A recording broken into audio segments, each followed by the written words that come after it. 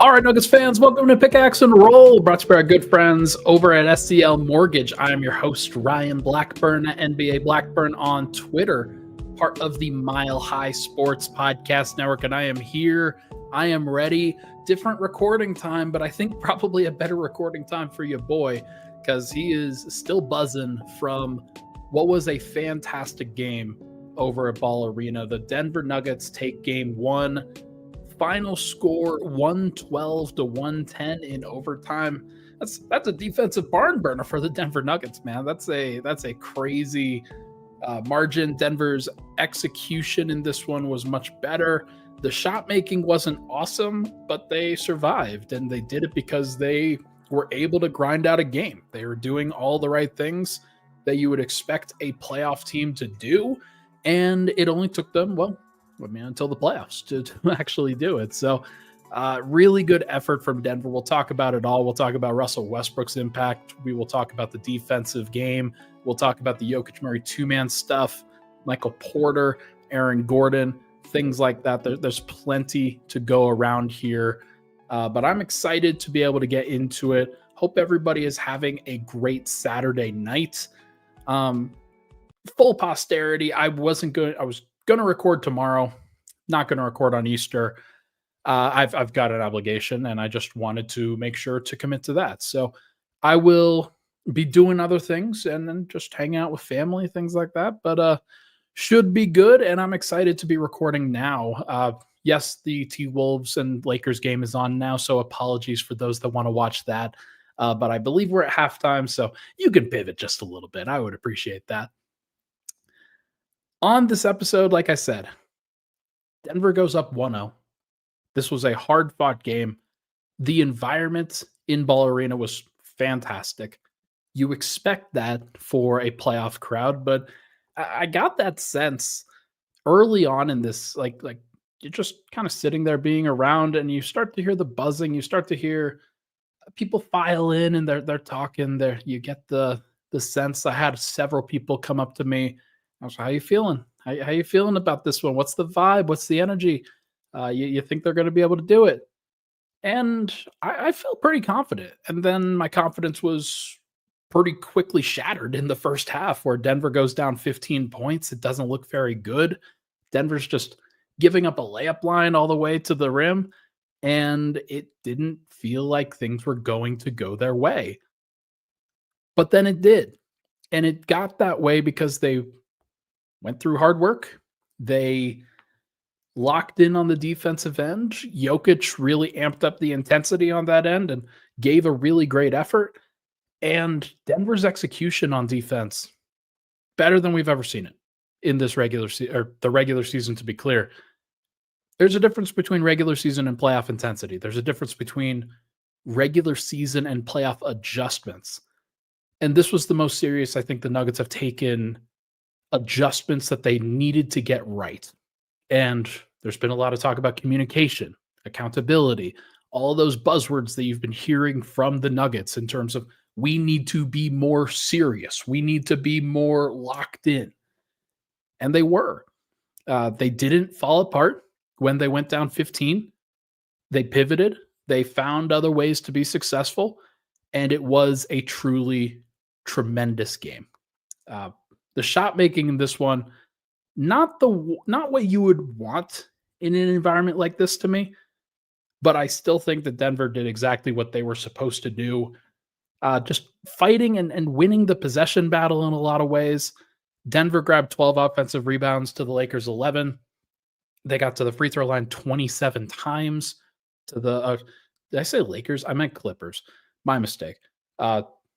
12 times, 12 offensive rebounds to the Clippers 11, 27 free throws to the Clippers 16, and then the turnover battle. The Nuggets forced 20 Clippers turnovers, and that really was the story of the game. Clippers commit 20 turnovers, 29 points off of those turnovers the Nuggets scored. There were several runouts. Christian Brown got a couple buckets that way. The Nuggets as a whole just were able to turn those possessions into points of their own. It was how they turned around things in the second quarter, especially. Denver dodged so many bullets in that second quarter And it made it so they were able to close that gap. That 15-point gap was closed all the way down to 4 heading into the locker room. And you could just tell at that point that, okay, this game had it could have gone one of two ways. You either allow that gap to kind of dictate how you're going to play, or you close the gap. And Denver closed the gap at the end of that first quarter, or at the end of the first half, and they made it happen. So really, really impressive stuff from Denver's mental. I was exactly right when I was putting together my rotations, trying to figure out who's going to play, who's going to like the projection there. Denver even went more aggressive in terms of how few guys they played. 8 guys. I'm looking at the box score now. 34 Russell Westbrook minutes, 14 Peyton Watson minutes, 5 Jalen Pickett minutes, and then 0 minutes for anybody else. Not surprised. Not surprised, because that's what happens when you get to the playoffs. I do think that at some point Denver's going to have to trust some other people if they want to advance, because you can't overload. Like, Jokic played 46 minutes tonight. I'm pretty sure Christian played 46. Murray played 47, 55. Like, these high minute totals are what the playoffs are exactly about. But I just think in general that Denver knew that they needed to empty the tank for this one. They had gotten 6 days of rest, did everything that they needed to do. And it was nice to see them really ramp up the intensity in this particular environment, because this was the right time to do so. I'm seeing a comment here from Red and Whites. Any news on Watson's ankle? So in the arena, didn't know that he was suffering an ankle injury. Tell me in the comments, folks. Was there an ankle injury that did happen? Is that one of the reasons why he was a little bit limited in terms of the minutes? Because if the ankle is okay, and like if this is something that's not like a long-term thing, then I do think that they're going to ramp up Peyton Watson's minutes a little bit here. But I didn't realize that there was an ankle injury. So that kind of paints a different picture in terms of why he only played 14 personally. Because I thought that Peyton Watson was really good defensively. The plus minus doesn't really reflect it. He was out there during some of the negative runs for Denver, but he was making plays, and I honestly thought he played pretty well. So interesting stuff, but either way.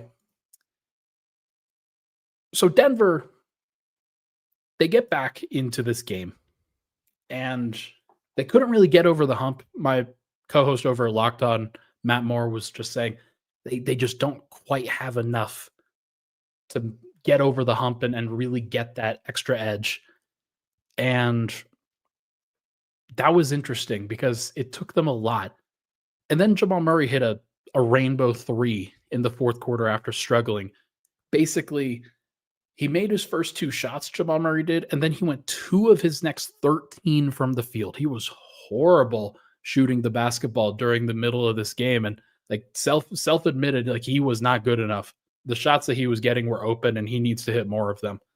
But in general, like when Murray hit that shot in kind of the early to mid fourth quarter, it felt like Denver had the momentum. I believe it got them to like 81-81 or 84-84 at one point.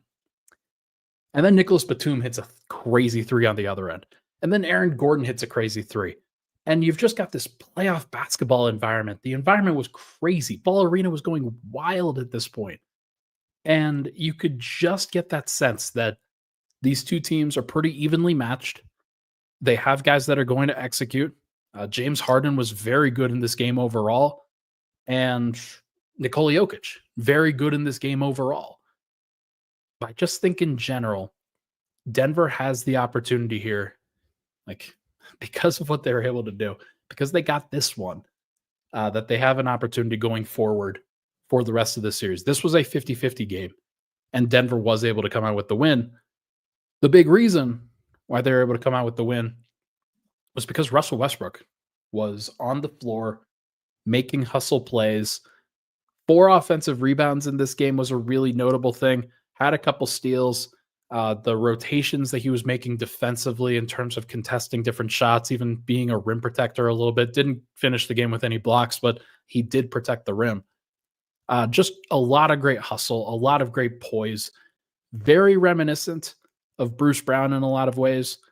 Not necessarily the shooting percentage that you would want, but Denver late in this game needed a shot. They needed it.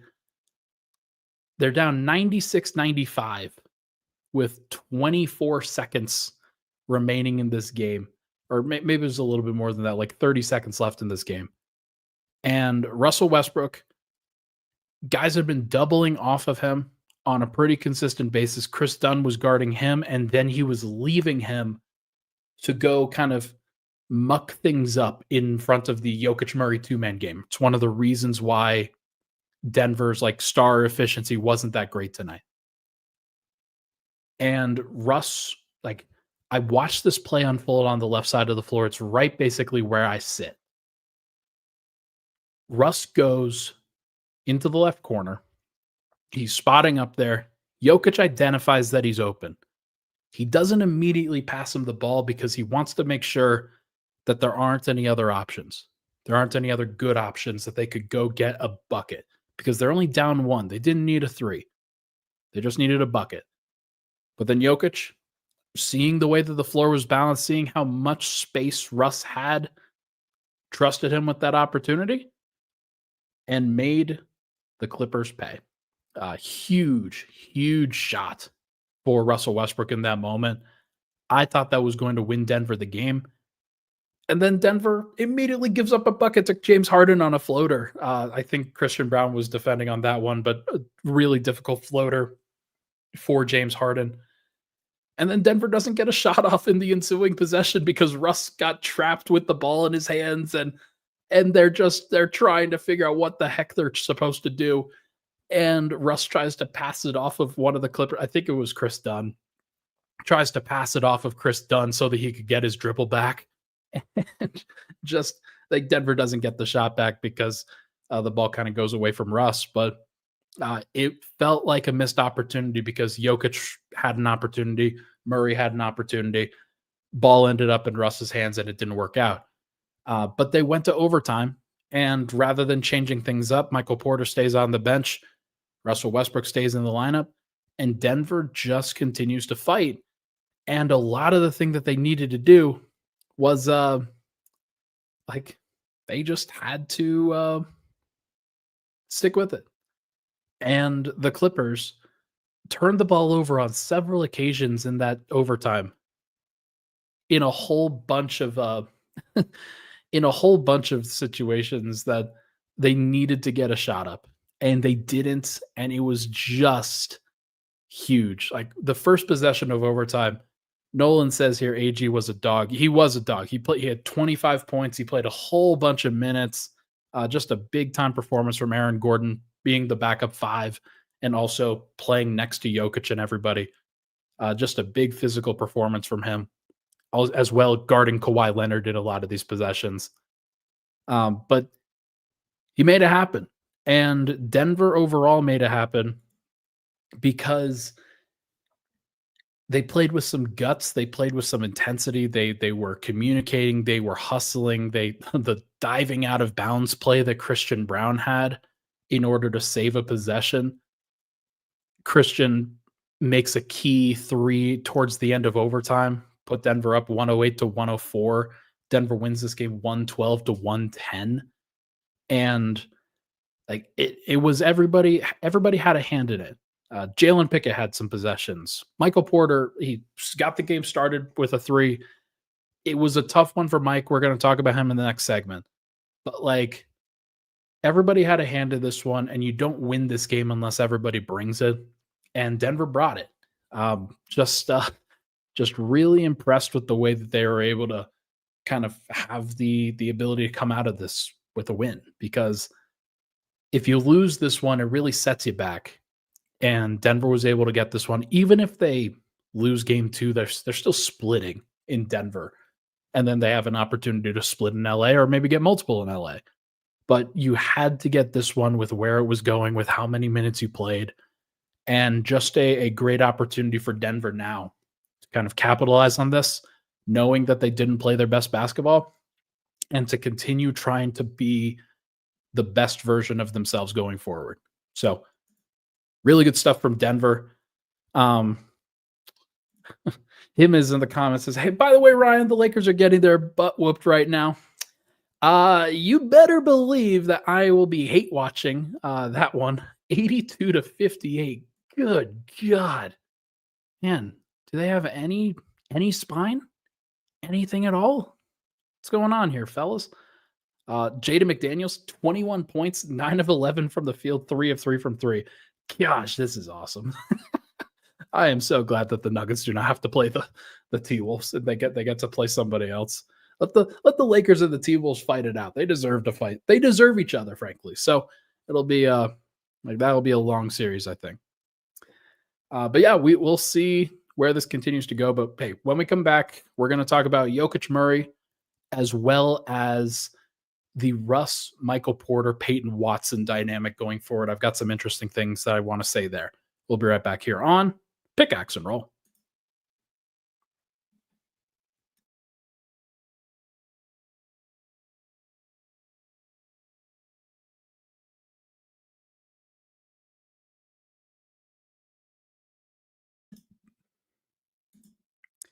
All right, we are back. Pickaxe and Roll. Ryan Blackburn here. Thank you so much for tuning into the show.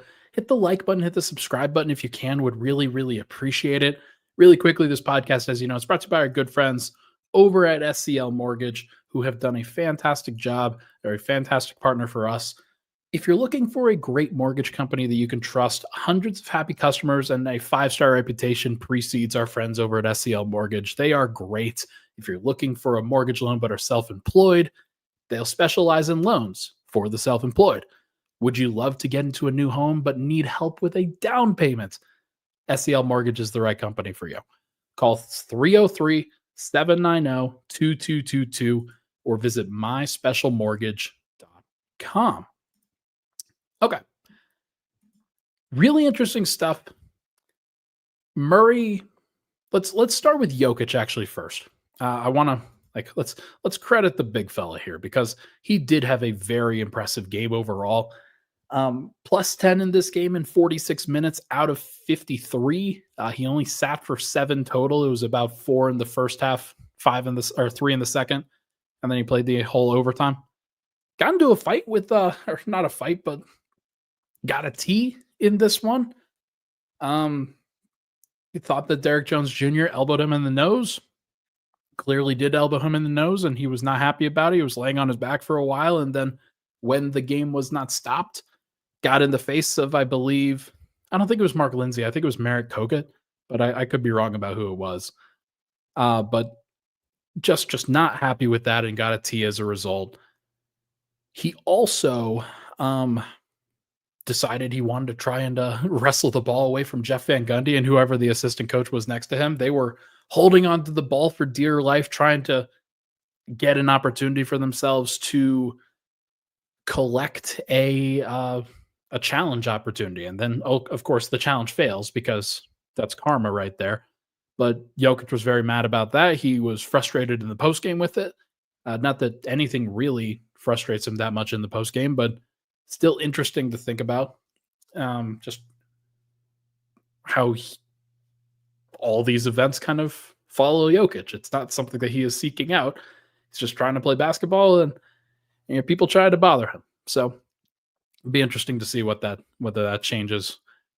But either way, really good performance from Jokic. 29 points. Did have only 9 rebounds. Kind of shocked by that. It felt like he had 10 or even 11 at various points, but it seemed like they were taking some rebounds away. Not sure why, but they did.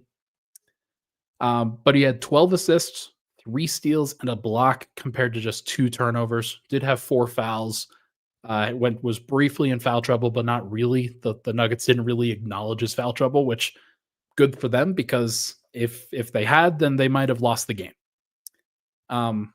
Only 12 of 24 for Jokic, but I think you're seeing Zubats as a really good Jokic defender, somebody who can go with him one-on-one. But also, I kind of thought Jokic just missed some shots that he needed to make. Like there were a couple missed free throws that he had in the clutch. 1 of 4 from three. None of those were heaves. Those were shots that he's just got to make. And then there were some possessions that Denver had, especially at the late third quarter, where Jokic going up against Ben Simmons and Nick Batum and a smaller lineup that the Clippers were playing without Zubats on the floor, they decide like they got the ball to Jokic and he had opportunities and just missed them. Very rare for that to happen, but like on a night where the only other guy to shoot really efficiently was Aaron Gordon, not really stressing it, of course. He was still like the defense in the first quarter was really bad, and it was juxtaposed with how great his defense was going forward. Like he was active in that third quarter and fourth quarter, especially, and then OT, like just running. And then every single time down the floor, like when Denver would get a defensive rebound, he would try to out sprint Zubats the entire time. And so it wouldn't surprise me. I know that like Zubats is a pretty well conditioned center, somebody who's learning how to do this. It just wouldn't surprise me if this was one where those guys gas each other out because they're trying to outwork the other on a consistent basis. And by game 6, game 7, you start to see them really dragging. Jokic extremely well conditioned. He was off his feet for a lot of the time during this break. You should have seen him in the huddles, actually. Once the huddles were done, Jokic would sit on the bench and remain sat on the bench until about the 25 to 30 second mark, right before the buzzer to come back into the game sounded. And he was trying to get as much bench time as he possibly could, resting his body. Maybe it's something that he's just trying to be more conscious of. But as other guys were roaming around, talking, being out on the floor, getting ready for stuff, Jokic was taking as much time on that bench as possible. So I wonder how gassed he actually is. But it's going to be interesting. Like Zoo was very good against him. I don't know how long that's going to last. I wonder if Jokic continues. Like the off-ball cutting to me is really, really important. I think that that's going to be whether it's he's faking some stuff, whether he is a little bit more aggressive with the three. I'm curious to see how he handles it, but I think he's going to try to put Zubac through the ringer in terms of how much effort he's putting out there. And then the interaction with him and Murray, that's one that I think is going to evolve as the series goes along. It had two different feels in this particular game. Jokic was having to deal with a whole bunch of pressure, of course, but there were times where Murray was on the floor where when Russ was in the corner or on the baseline or wherever, Chris Dunn would just leave Russ and would come try to trap Murray at half court with Kawhi Leonard out there. And you've got Kawhi Leonard and Chris Dunn, two of the best thieves in the entire NBA in terms of guys that are going to force turnovers. The fact that I know people are going to be very critical of Murray, understandably so. 7 of 20 is not good enough. But if it was 10 of 20, it would feel a little different. 3 turnovers when you're the primary ball handler in that situation is just fine. Kawhi had 7 tonight. And the entire reason why the Nuggets were able to win this game was because they took care of the basketball. 11 turnovers, and I think they only allowed 10 points off of their turnovers. Let me just confirm that real quick. 9 points conceded off of their own turnovers. The Clippers had 20 turnovers and conceded 29 points. That is a 20-point gap, and that is just massive. So credit to Murray for handling that pressure reasonably well. He's going to have to get better. He's going to have to continue making the shots that he does generate when they're open. I thought he did most of the good things to get those shots, but then just didn't make the shots when they were there. And I'm curious to see how they handle it, but gonna be interesting to see. And we're getting word that Anthony Edwards is down in the Wolves Lakers game. That is not a good thing. Okay.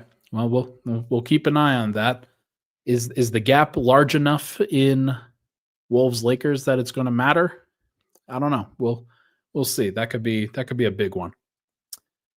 Um okay. So you've got the dynamic on the two-man game between Jokic and Murray. I think they're going to keep going to that. They're going to keep like abusing it, honestly. Like it's the thing that they are most excited about. It's the thing that they trust the most. It's that, and with Jokic, um, I don't know. We'll see.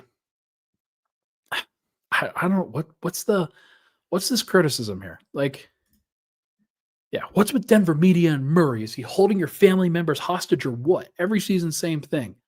Uh, I don't know, man.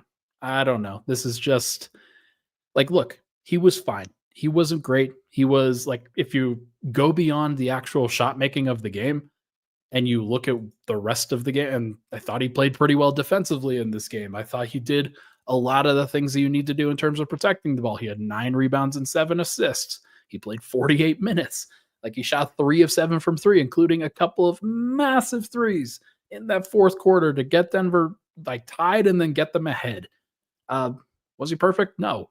He was also a plus 12 in this game that Denver won by 2. So I'm not going to go overboard in terms of criticizing Jamal. He's just gonna get better. Like he bricks some shots. Like he will get better. Like we've gone through the song and dance so many times, man. Like I know what we're gonna get from Jamal Murray. I'm not gonna criticize it that much. And I know that like what the deal is. Okay. Okay. Point to you on the dumb behind the back pass because the one the one from the corner, the right corner, where he just unnecessarily passed the ball behind his back and Norman Powell picked it off for a deuce. That was like point to you. Clearly a dumb decision. But yeah, you have to contextualize these things. Like I said, Kawhi had 7 turnovers. 7. Like it's not like Denver has elite on-ball defenders. It's not like they have elite perimeter defense. The Clippers had a top 3 defense. So yeah, it's just gonna be this is how the game is played. Like it's the ebbs and flows. So it'll be interesting to see. Okay. Final thing that I am gonna bring here before we leave. The Russ, Michael Porter, Peyton Watson dynamic. Let me throw this up. This was the rotation chart for today. If you know, like I was absolutely on point in this one, except for the first. Like I thought that they would try to go with 9. They went with 8.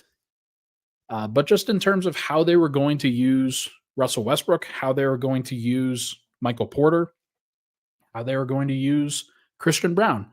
I remember when I posted this onto social, people were like, there's no way Christian Brown is going to play 40 minutes, Ryan. Played 45 tonight, but that's because he played 5 in overtime, so he was right at 40.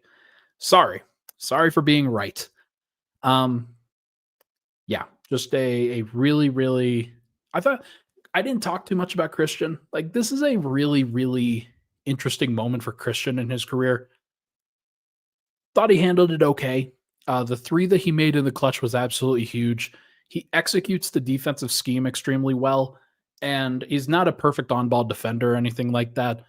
The couple of step backs that James Harden had, there were some shots that James Harden made over Christian Brown throughout this game. So we'll see how he improves against James Harden. I'm curious to see it, but yeah, James Harden had a fantastic game. He had 32 points, 11 assists, 2 turnovers, 11 of 22 from the field, and a fair amount of that was with Christian Brown guarding him. So Denver kind of switched some things up and had Aaron guarding him at times, had Peyton Watson guarding him at times. I hope that they can get to Peyton Watson guarding him and then have Christian Brown guard Powell and then have Jamal be able to roam off of Chris Dunn at various points. I think that that's their best look at times. But that's if Russ, like hypothetically, Russ isn't having a good game. Peyton Watson is another good option there that Denver can throw out that does similar things defensively. So we will see what they go with. But just in general, Oh yeah, and Patrick McGann's just the save was huge. Like that was a very clear winning play. Just not going to show up in the stat sheet. Not going to be something that uh, you're going to see that much of. But those are the plays that you have an opportunity to make. And it was a great tip by Jokic, and then great hustle by Christian to save that possession. Going forward, how does this change? How does this rotation chart change in your estimation? I think that there's an opportunity for Denver to include one of DeAndre Jordan or Zeke Naji at various points. Probably not DeAndre Jordan too much. If I had to guess, it's Zeke Naji. And that's insane because like he hasn't played at all for David Adelman in this stretch. Julian Strother is like he played some rotation minutes to end the season, but I just don't see a ton of opportunities for him to do so. You know who would be really helpful is Deron Holmes. Deron Holmes would be a great option to have in this stretch so that they could play Aaron Gordon at the backup 4 instead of the backup 5. So they're going to need to get creative. Michael Porter will play the bench 4, and as you see in his rotation at the beginning of the second quarter, beginning of the fourth quarter, Michael Porter will come in and play the backup 4 next to Aaron Gordon. That's just the look that Denver's going to go with for the most part. Can Denver play Jalen Pickett a couple more minutes? Maybe. Jalen can be helpful. I don't know how helpful he is when Jalen and Russ are playing together. And that's basically all that we saw. So I wonder if there are some opportunities for Denver to kind of break up those rotations a little bit. But yeah, I think what we're going to be trending towards is Russ playing that Bruce Brown role, which is the 25 to 30 minute per game bench role for Denver in the playoffs, where maybe Michael Porter closes, maybe Russell Westbrook closes, but it's kind of a split thing. So we'll see if that changes. We'll see if there's some other things that happen. But if Russ continues to make the hustle plays, if he continues to kind of dial in on some of the layups a little bit better, like not even that, but like, because that's not as important as the connectivity on the defensive end. But Denver has to have a guy at times that can just space the floor. So I'm actually kind of curious whether it's Jalen Pickett. Like that might sound crazy to people, but could Jalen Pickett be out there with Jamal Murray, Christian Brown, Aaron Gordon, Nikola Jokic? I don't know. Yeah, we'll have to see how it goes. But either way, this was a great first win. This was a great first opportunity for Denver.